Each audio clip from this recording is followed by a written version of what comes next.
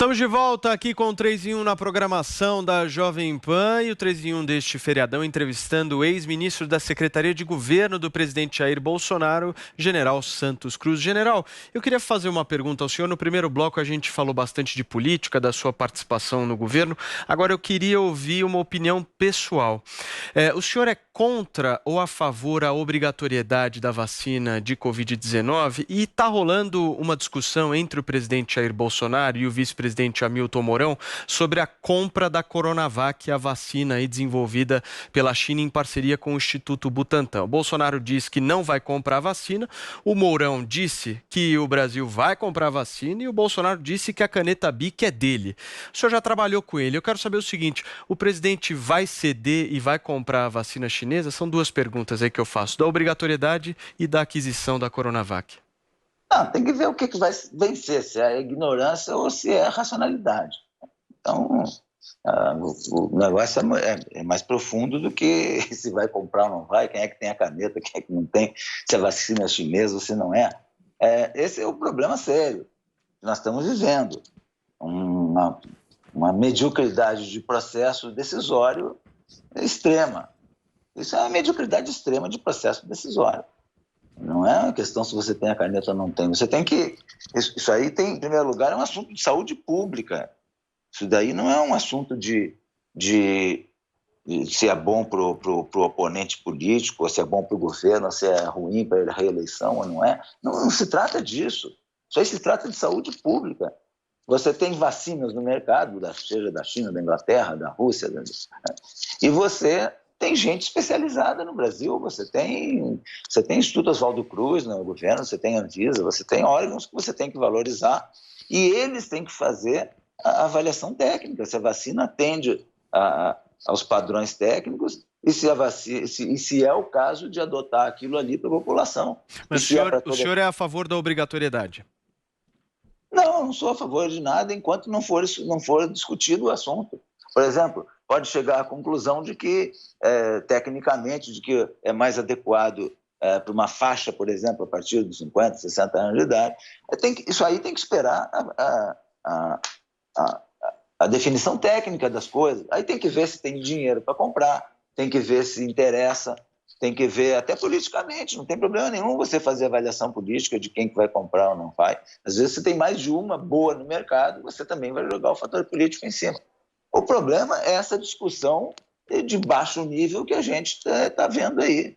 Não vou comprar porque é chinesa, porque é vacina do Dória, porque é não sei do quem. Não é nada disso. Isso aí é um assunto de saúde pública, é muito mais sério. Isso aí eu acho até falta de responsabilidade de discutir nesse nível.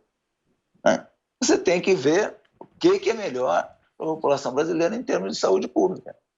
Perfeito. E a avaliação da qualidade da vacina, você tem órgãos técnicos para isso. Então... e depois vamos ver a legislação. Vamos ver a legislação, se é conveniente obrigar todo mundo ou não. Por exemplo, você pega aí a febre amarela. Normalmente, para viajar para o exterior, tem que ter aquele cartãozinho amarelinho aí, né? Que mostra que está vacinado para a febre amarela, que hoje é uma vacina até que vale para o resto da vida. Antes valia por 10 anos. Se você não for viajar, você não precisa tomar, mas se você for viajar, você vai ter que tomar ou você não embarca. Então, tem que ver esses aspectos aí. Nós estamos discutindo com antecedência um negócio politizado e não estamos fazendo o mínimo de responsabilidade racional. Perfeito. Thaís Oyama. General, o senhor falou agora há pouco em falta de planejamento e falou também em falhas de processos decisórios. Eu queria saber se seriam esses, na sua opinião, os maiores problemas do governo hoje. E vou emendar outra pergunta. Nos 6 meses que o senhor permaneceu no governo, o senhor já tinha essa avaliação dessa falta de rumo? E eu cito aqui um exemplo, eu me lembro que o senhor foi pressionado pelo governo para acabar com a EBC, né, Empresa Brasileira de Comunicação. Era uma promessa do governo terminar com aquilo, eles queriam que o senhor acabasse rapidamente com a EBC. E hoje essa mesma EBC está sendo usada gostosamente aí pelo governo para fazer propaganda do governo. Seria esse um exemplo de falta de planejamento e falhas no processo decisório, general? Vai mais longe do que falta de planejamento e incoerência total. É aquilo que eu falei, numa campanha é muito fácil você dizer o que o povo quer ouvir. Mas você não explica como é que vai fazer. É muito fácil você dizer, não, a EBC, vou acabar com a EBC, porque a TV Lula, não sei o quê, né? Tudo bem, você vai ganhar voto, eleição é carta de voto, né? Não é eleição não é programa de governo, é carta de voto, infelizmente, em qualquer lugar do mundo. Agora, aí vem a incoerência. Aí, não, vão acabar com a EBC. Então, tudo bem, começou o governo, eu fui lá ver como é que é. Fui lá, fiz reunião com todos os funcionários. Não, porque todo mundo é alinhado com linha de governos anteriores. Eu fui lá falar com todo mundo, junta todo mundo aí no salão, senta todo mundo e vamos ver, vamos conversar, vamos dizer como é que a gente quer que funcione. Outra coisa que não é tão simples assim você fechar, você tem 2.000. Eu fui e expliquei, eu falei, olha, não é tão simples assim, são quase 2.000 pessoas, que você tem que ver a qualificação, você tem que ver como é que vai relocar, você tem que ver problemas legais, você tem que ver problemas trabalhistas, você tem uma série de coisas para ver, não é chegar e dizer, vou fazer e não vai fazer, né? Agora, vamos redirecionar? Vamos, dá para aproveitar? Dá. Tem assuntos de divulgação que vale a pena ter um canal de TV governamental, não é para competir com a TV comercial aí. Tem espaço? Tem. Então vamos atuar nesse espaço. Quais são os princípios? O problema é que está faltando critério para tudo. Falta critério para quase tudo. Aí quais são os critérios? Então tá bom, então vamos lá. Uma TV governamental, ela não tem que ser ideológica, ela não é para divulgar ideologia, ela não é para fazer propaganda de governo, ela é para ser informativa, naquele espaço onde a TV comercial, por questões mercadológicas, não se interessa. Ok. É isso. Okay. Agora, fechou? Não fechou. Agora você tem que ver qual é o critério que tenta fazer ela funcionar bem. Dá para você fazer coisa boa com o governo? Dá para fazer. Agora você tem que ter critério. Perfeito. Constantino. General, o senhor falou muito de planejamento, o senhor, além de militar, é engenheiro, tem muita gente que desconfia que os militares têm a mentalidade muito dirigista, muito positivista, e citou também muitos especialistas. A pergunta que eu lhe faço, voltando para a questão da pandemia, é a seguinte: quais especialistas, em quais confiar? Né? A OMS errou muito mais desde o início do que acertou, aquele Imperial College que espalhou pânico pelo mundo fez um trabalho primário, né, de previsões. E nós temos muito desencontro em relação a essa questão toda. A gente pode cair numa tirania de especialistas, isso pode ser um pouco perigoso para as liberdades individuais. Quando tivemos a marca triste de 100 mil mortes na pandemia, o senhor fez uma postagem lamentando, claro, e depois dizendo que isso podia ter sido evitado, né, com mais liderança. De forma muito objetiva, o que podia ter sido feito, de fato, para evitar essas mortes, se a Argentina, por exemplo, fez lockdown e teve mais mortes ainda? Então, o que poderia ter sido feito para evitar essas mortes? Não, você pode evitar uma parcela, mas você não tem condições de evitar tudo. Você tem uma catástrofe, né? Você tem um problema sério. Esse problema do coronavírus, em primeiro lugar, até hoje, a gente vê que a medicina está completamente perdida, ainda não conhece bem o assunto, né?